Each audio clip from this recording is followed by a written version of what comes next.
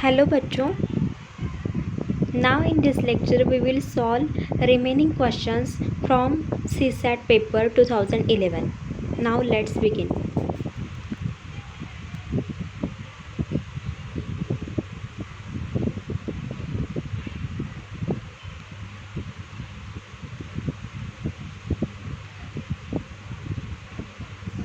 So our next passage is, a moral act must be our own act, must spring from our own will.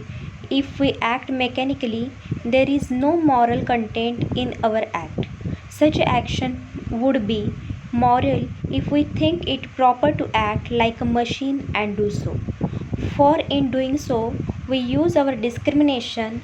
We should bear in mind the distinction between acting mechanically and acting intentionally. It may be moral of a king to pardon a culprit, but the messenger carrying out the order of pardon plays only a mechanical part in the king's moral act. But if the passenger were to carry out the king's order considering it to be his duty, his action would be a moral one. So, as I said in the previous lecture, underline first 2 to 3 lines of the passage. And next, how can a man understand morality who does not use his own intelligence and power of thought but lets himself be swept along like a log of wood by a current? Sometimes a man defies convention and acts on his own with a view to absolute good.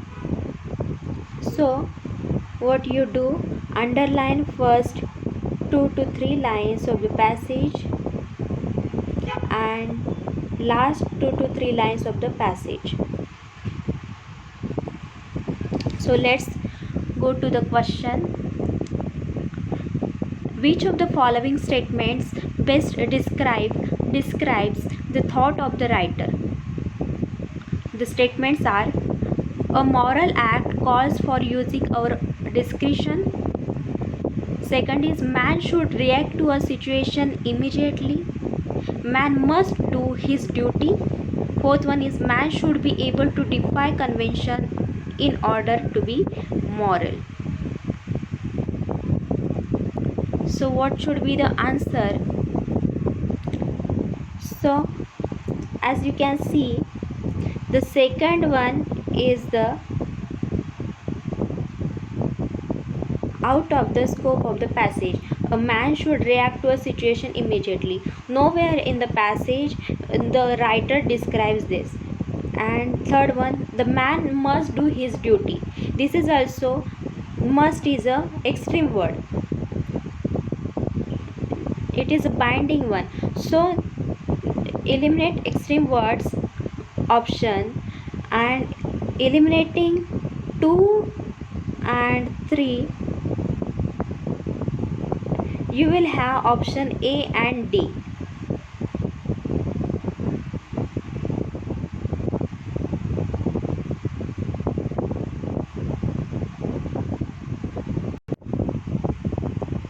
And fourth one is, man should be able to defy convention in order to be moral. This is also, the passage is saying that sometimes a man defies convention and acts on his own with a view to absolute good. And in the statement given, man should be able to defy convention in order to be a moral. So this is also not described in the passage. So eliminate this option also. So after eliminating 2, 3 and 4 from the passage, from the options, you will have option first. So a moral act calls for using our own discretion. This is the right answer. So you can easily eliminate wrong options which are out of the scope of the passage, which options which use extreme keywords. Eliminate those and you can draw your right answer. You can come to your right answer. Now next question. Which of the following statements is the nearest definition of a moral action according to the writer? So, first statement is, it is a mechanical action based on official orders from superiors. This is also out of the scope of the passage. Nowhere in the passage the writer described this. So second one is, it is an action based on our sense of discretion. Yes, this is right, but let's see another options. So it is a clever action based on the clarity of a purpose. No, this is also out of the scope of the passage. And fourth one is, it is a religious action based on the understanding. This is also out of the scope of the passage. So eliminate this also, and you can have the right answer now.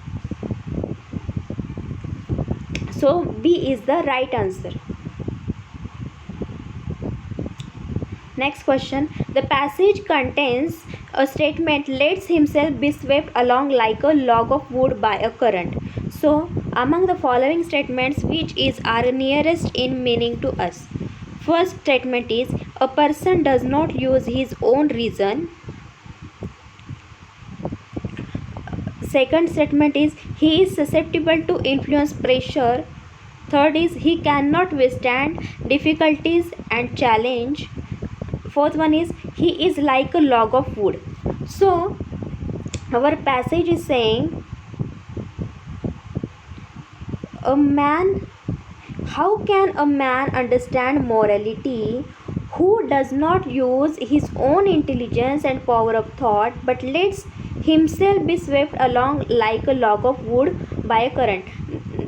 These lines saying that a man who does not use his own discretion, his own view, his own opinion, his own intelligence to act on something,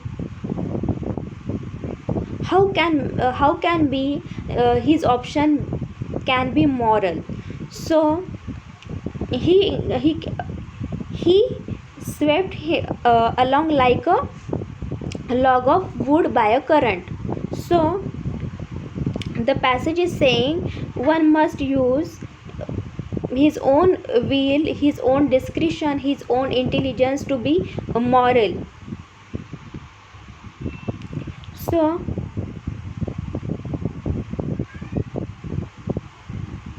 you can see, a person does not use his own reason and he is susceptible to influence or pressure. So these two are right statements. And third one is, he cannot withstand difficulties or challenges. This is out of the scope of the passage. These lines are not saying this statement. And he is like a log of wood. This is also out of the scope of the passage, because passage is not mentioning this clearly, that he is like a log of wood. Log of wood means, he is like a log of wood means he himself be swept along like a log of wood by a current, means the person who is not using his own will, discretion, his own intelligence, his own thought, then he cannot be moral. So a person does not use his own reason, he is susceptible to influence or pressure. So B is the right answer for this, eliminating third and fourth.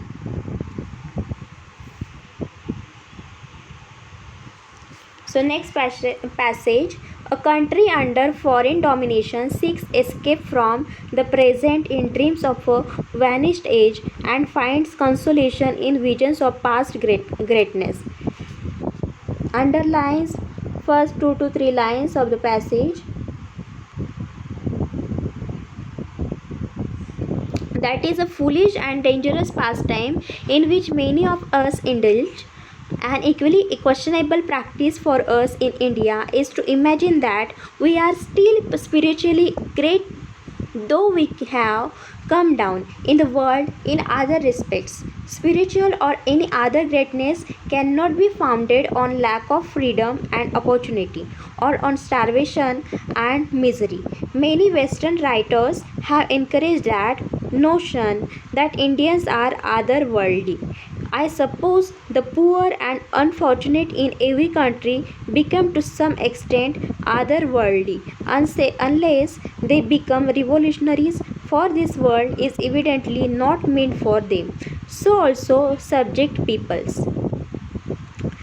As a man grows to maturity, he is not entirely engrossed in or satisfied with the external objective world. He seeks also some inner meaning, some psychological and physical satisfactions. So also with peoples and civilization as they mature and grow adult.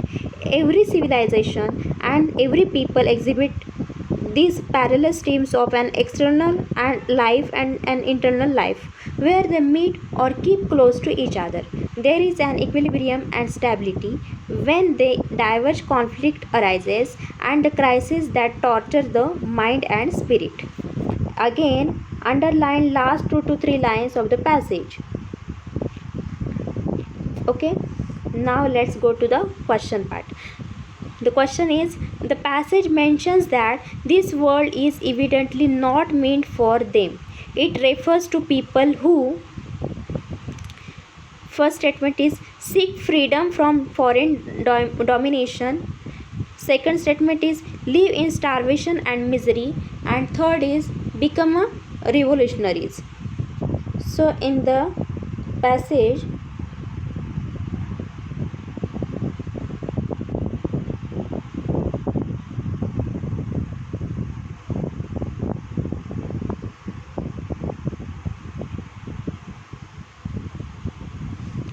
is saying spiritual or any other greatness cannot be founded on lack of freedom and opportunity or on starvation and misery. So lack of freedom and starvation and misery. Many Western writers have encouraged that notion that Indians are otherworldly. So I suppose the poor and unfortunate in every country become to some extent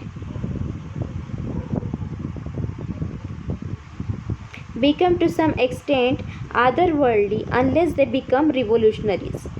And for this world is evidently not meant for them. So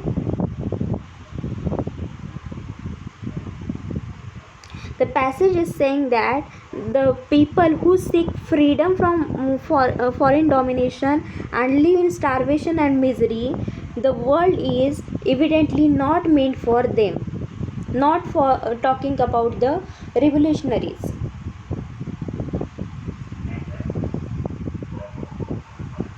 So eliminating third option,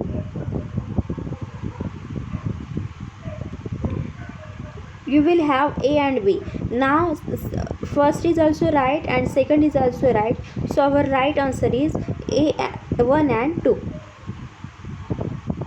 Next question. Consider the following assumptions. A country under foreign domination cannot indulge in spiritual pursuit. Second statement is, poverty is an impediment in the spiritual pursuit. Third is, subject peoples may become otherworldly.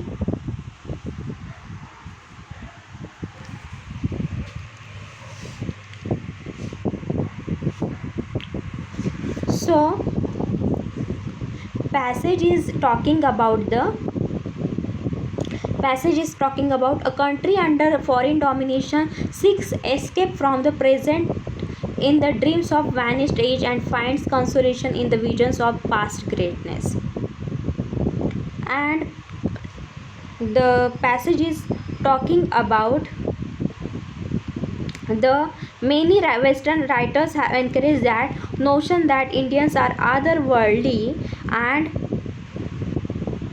I suppose the poor and unfortunate in every country becomes to some extent otherworldly unless they become revolutionaries, for this world is evidently not meant for them. So also the subject peoples, that means subject peoples may also can be otherworldly, and poor persons also can be the otherworldly to the some extent. So our question is, a country under foreign domination cannot indulge in spiritual pursuit. Our passage is not saying about this, so this is a wrong statement. Third statement is the right. Subject peoples may become otherworldly, and poverty is an impediment in the spiritual pursuit. This is also right. So C option is right. Eliminating first one, you will have second and 3 is the right option. Option C. As I said you, the assumptions are hidden part or the intention of the writer, and it is not given directly in the passage. So we can make assumption that the poverty is an impediment in the spiritual pursuit.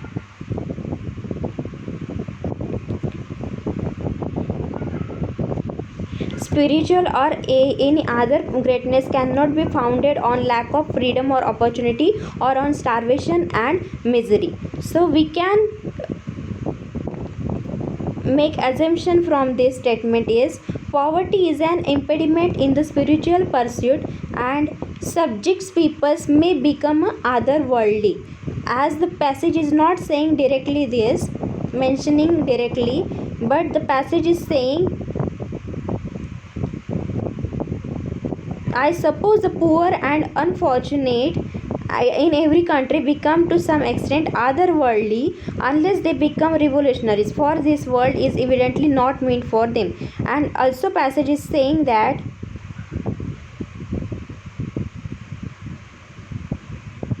so also the subject peoples. So we can say from this, or we can make assumption from this statement is that the subject peoples may become otherworldly. This can be possibility. So we can make assumption of the statement second and 3. So option C is the right answer.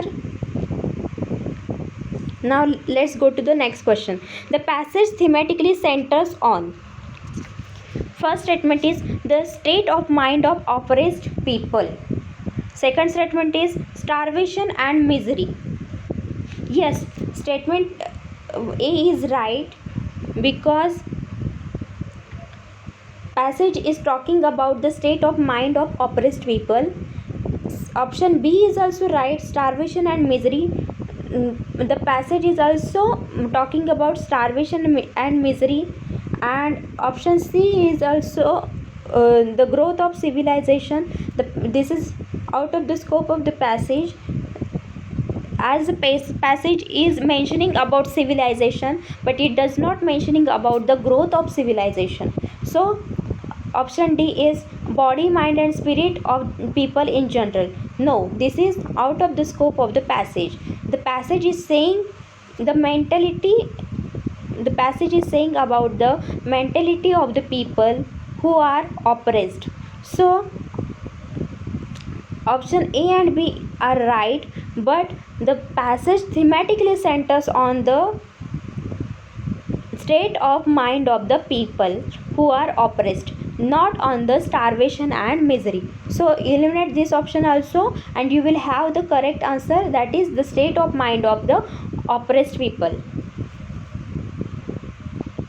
Next question. According to the passage, the torture of the mind and spirit is caused, as you can see in the passage, when they are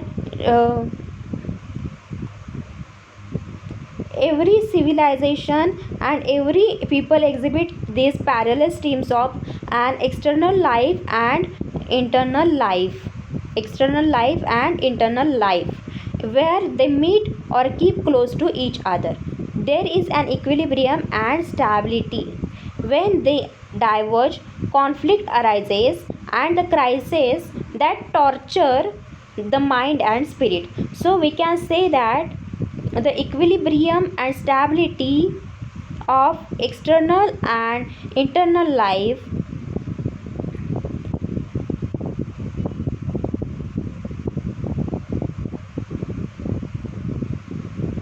so if there is lack of equilibrium between the external and internal life, then there can be torture of the mind and spirit is caused. As you can see directly from the passage, this type of question should be answered based on passage only, so do not go out of the passage.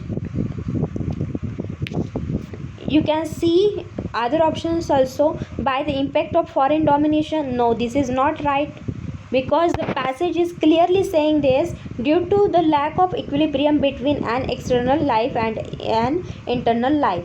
So the second option is by the desire to escape from the foreign domination and find consolation in visions of the past greatness. Yes, passage is saying about this, but it is not the caused behind the torture of the mind and spirit. And fourth one is due to one's inability to be either revolutionary or otherworldly. No, this is wrong. So option C is the right answer. So option C is the right answer, that is due to lack of equilibrium between external life and an internal life, that is the cause behind torture of the mind and spirit. As you can see here, external life and internal life, and there should be equilibrium and stability between this. So now let's go to the next.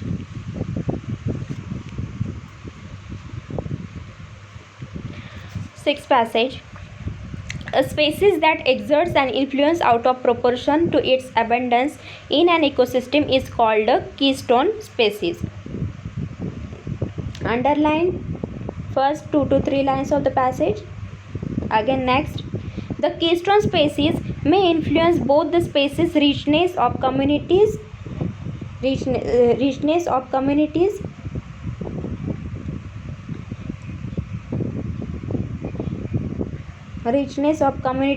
and the flow of energy and materials through ecosystems. The sea stars disaster the flow of energy and materials through ecosystem. The sea star disaster Orchestreus, which lives in rocky intertidal ecosystems on the Pacific coast of North America, is also an example of a keystone species. Its preferred prey is the Mussel Mytilus californians. In the absence of sea stars, these mussels crowd out other competitors in a broad belt of a intertidal zone. By consuming mussels, sea star creates bare spaces that are taken over by a variety of other species. A study at the University of Washington demonstrated the influence of disaster on species richness by removing sea stars from selected parts of the intertidal zone repeatedly over a period of 5 years. Two major changes occurred in the areas from which sea stars were removed. First, the lower edge of the 46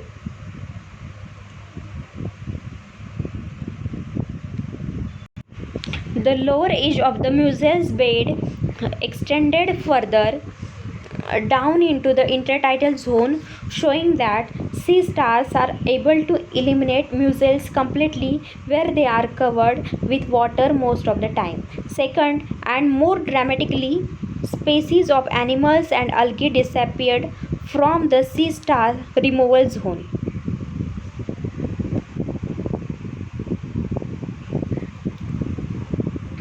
Eventually, only Mytilus, the dominant competitor, occupied the entire substratum, though its effect on competitive relationships Predation by disasters largely determines which species live in these rocky intertidal ecosystems.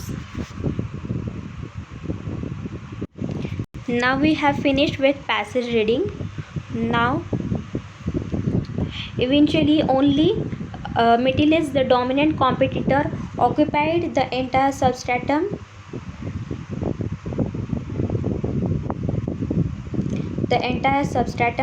Through its effect on competitive relationships. Predation by disaster largely determines which species live in these rocky intertidal ecosystems. So now let's go to the questions part. What is the crux of the passage? As I said in the previous lecture, you can see that video also. I explained every keyword in the previous lectures, so you can go to that video and check it. So crux is nothing but the subject discussed or the author's opinion about the passage, right? So first statement is C star has a preferred prey. No, passage is not saying about this that C star has a preferred prey. So second one, a preferred prey determines the survival of a keystone species. No, this is also not discussed in the passage.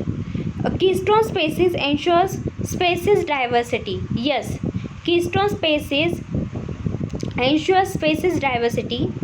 This given in the passage. So C star is the only keystone species on the Pacific coast of the North America. No, this statement using extreme keyword only, so eliminate this option also, and this is also not discussed in the passage, so eliminate this option. And as I said in the previous lecture that crux is the subject discussed or the author's opinion, but it can be mentioned in the passage or cannot be. Whenever it is not mentioned in the passage, that time you need to infer it or draw it from the passage with your meaning, with your understanding of the passage. So in the passage, the passage is saying species that exerts an influence out of the proportion to its abundance in an ecosystem is called keystone species. The keystone species may influence both the species richness. Species richness is nothing but the biodiversity, diverse biodiversity, and communities and flow of energy and materials through ecosystems. So our passage is saying the keystone species may influence both the species richness of communities and flow of energy and materials through ecosystems. So passage is saying about species richness of the communities, that means biodiversity. So we can draw or we can say the keystone species ensures species diversity from the passage. So C is the right answer to this question. Next, with reference to the passage, consider the following statements. Mussels are generally the dominant species in intertidal ecosystem. Nowhere in the passage the author discussed this. You can see in the passage, the passage is saying the mussels bed extended further down into the intertidal zone, showing that sea star are able to eliminate mussels completely where they are covered with water most of the time. But it does not saying that mussels are generally dominant species in the intertidal ecosystem. So eliminate this option. Second statement is the survival of sea stars is generally determined by the abundance of mussels. Again, the passage is not talking about the survival of the sea star. Nowhere in the passage The author discussed this or mentioned this, that the survival of a sea star is generally determined by the abundance of the mussels. So option A1 is also wrong, and option second is also wrong. So D is the right answer to this question. Next question, which of the following are implied by the passage? First option is mussels are always hard competitors for sea stars. This option is using extreme keyword, that is always. So as I said, eliminate the options which use extreme keywords. So eliminate this one. So eliminating first option, you will have B and D option. So let's read the other statements. Sea stars of the Pacific coast have reached the climax of their revolution. Climax of their evolution. So this is also nowhere mentioned in the passage. This is the out of the scope of the passage. So eliminate this option also. So eliminating second option, you will have D option, that is sea star constitute an important component in the energy flow in an intertidal ecosystem. So this is right answer, because the passage is talking about the sea star and removal of the sea star and the presence of the sea star.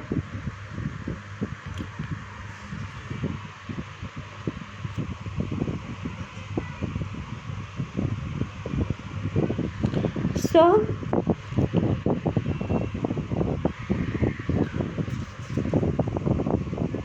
option third is the right answer. Option D is the right answer. Next question, consider the following assumptions. The food chains, food web in an influence ecosystem are keystone species. Second, the presence of keystone species is a specific characteristic of aquatic ecosystems. Third one, if the keystone species is completely removed from an ecosystem, it will lead to the collapse of the ecosystem. So the food chains and food web in an influence ecosystems are keystone species. So this is the right assumption from the passage. This is not given directly in the passage, but we can draw assumption from the passage that the food chains and food web in an influence ecosystems are keystone species, because they are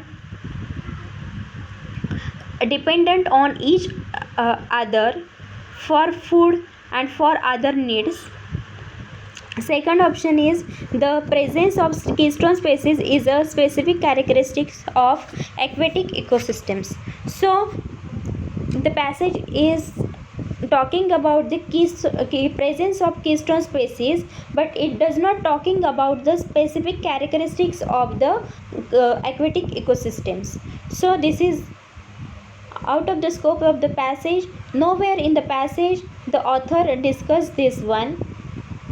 So eliminating second option, you will have option A and C.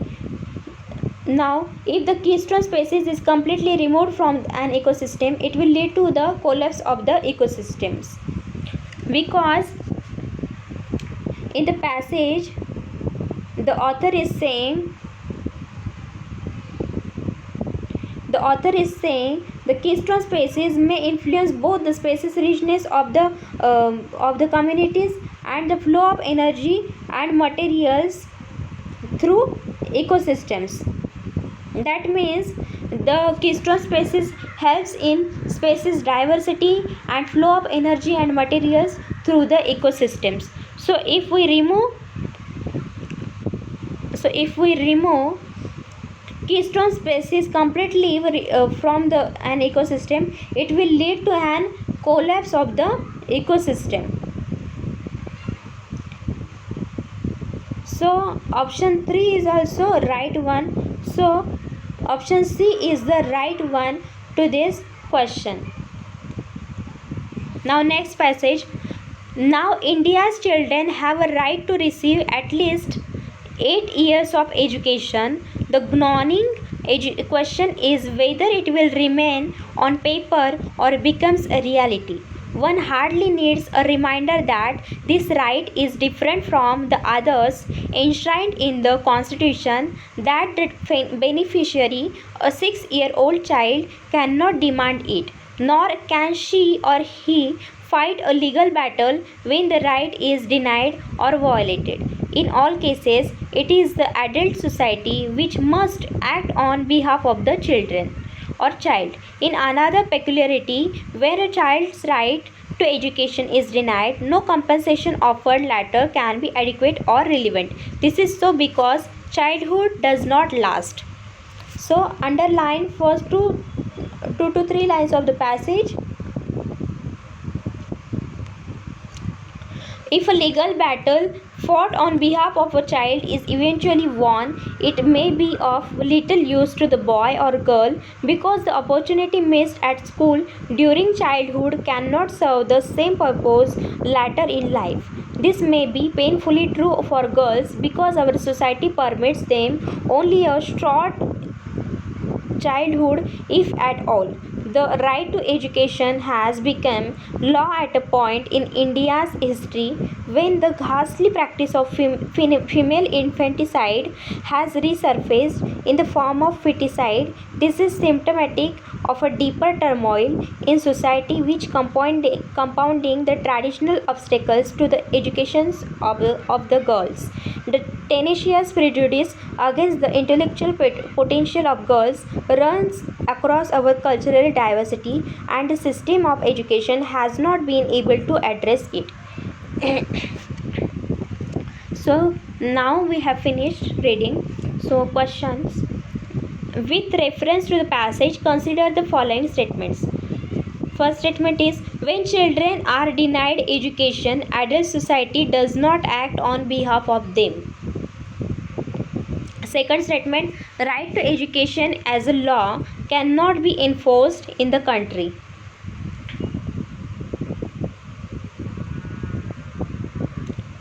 So the passage is saying this. The passage is talking about the right to education. The passage is talking about the right to education, and when the first statement is saying about when children are denied education, adult society does not act on behalf of them. This is the opposite to the passage view or author's view, because author is saying that when the children are denied education, adult society must act on behalf of them.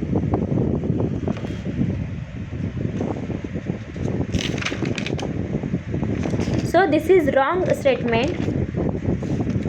And next statement also, right to education as a law cannot be enforced in the country. So it can be enforced in the country, and nowhere in the passage the author mentioned this or discussed this. So this is also wrong statement. So eliminate both the statements. You will have D option is the right one to this question. Next question, according to the passage, what could be the traditional obstacles to the education of girls? So what are the obstacles to the education of girls? This question should be answered on the passage, should be answered based on passage only. So let's see the statements. Inability of parents to fight a legal battle when the right to education is denied to their children. So again, nowhere in the passage the author discussed this view. So eliminate this one. So eliminating first option from the given options, you will have the right answer, that is B. Now let's read the traditional way of thinking about girls' role in a society. The passage is saying about this, the traditional way of thinking of the people, traditional obstacles to the education of the girls.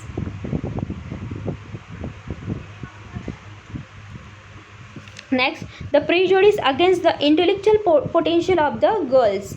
Again, passage is saying about this, that intellectual potential of the girls. And next one, the improper system of education. So this is also discussed in the passage, that improper system of education. So option B is the right answer to this question. Next question, on the basis of the passage, consider the following statements. Right to education is a legal right, not a fundamental right. So again, this is not discussed in the passage that, or nowhere mentioned in the passage that right to education is a legal right and not a fundamental right.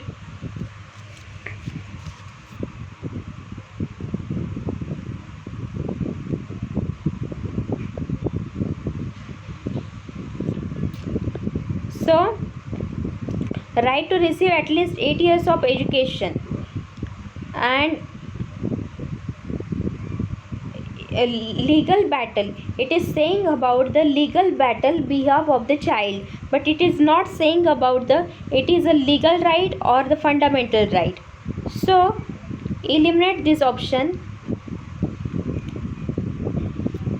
And second one is the for realizing the goal of universal education, the education system in the country must be made identical to that of developed countries. So again, this statement is also using the extreme keyword, that is must. So if the extreme keyword is used in the passage, then it's okay, but if it's used in the options or the statements in the question, then you should check it with the information given in the passage, and if it is opposite to that, then eliminate this option, because this will be the wrong statement according to the information given in the passage. So cross check it with the information given, and as we have read the passage, nowhere in the passage the author discussed this, that for realizing the goal of universal education, the education system in the country must be made identical to that of developed countries. So both statements are the wrong statements, so D will be the right answer. Which one of the following statements conveys the key message of the passage? So key message, that means what the author's opinion or what author wants to convey us through this passage, that we should answer in this question based on passage only. You should give answer this type of question based on passage only. Do not go beyond the passage information or out of the scope of the information given in the passage. So read the statements. India has declared that education is compulsory for its children. No, passage is not saying about this, that India has declared that education is compulsory to for its children. So this is wrong statement.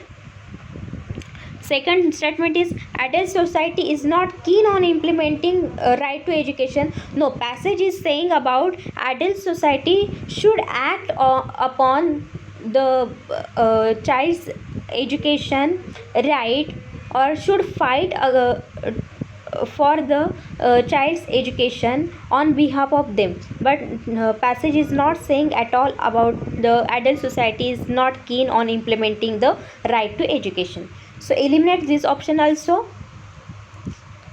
Option C is the legal fight to get education for children is often protracted. The right to education, particularly of a girl child, needs to be safeguarded. Yes, this can be the key message of the passage, because the passage is saying about this, that the right to education particularly of a girl child, needs to be safeguarded. From this last 4 to 5 lines, the passage is saying that this may be painfully true for girls because our society permits them only a short childhood, if at all. Right? So the right to education has become law at a point in India's history when ghastly practice on female infanticides has resurfaced in the form of feticide. This is symptomatic of a deeper turmoil in the society, which compounding the traditional obstacles to the education of the girls. Tenacious prejudice against the intellectual potential of girls run across our cultural diversity, and the system of education has not been able to address it. So, the passage is focusing on this, the right to education, particularly of a girl child, needs to be safeguarded. The fourth one is the system of education should be addressed the issue of right to education. No, passage is not at all saying about this. The system of education should be addressed the issue of right to education. The passage is saying about the right to education should be safeguarded, and should the right to education should be given to children, and if it is not given, if it is denied, then adults should be act upon that and should be fight against this on behalf of them. So this is wrong one. So C is the right answer to this question. Next question, which one of the following statements conveys the inference of the passage? As I said, inference is nothing but conclusion of the passage. So this question should also be answered based on passage only. Do not go beyond the information given in the passage. So option A is the society has a tenacious prejudice against the intellectual potential of the girls. Yes, this is given in the passage.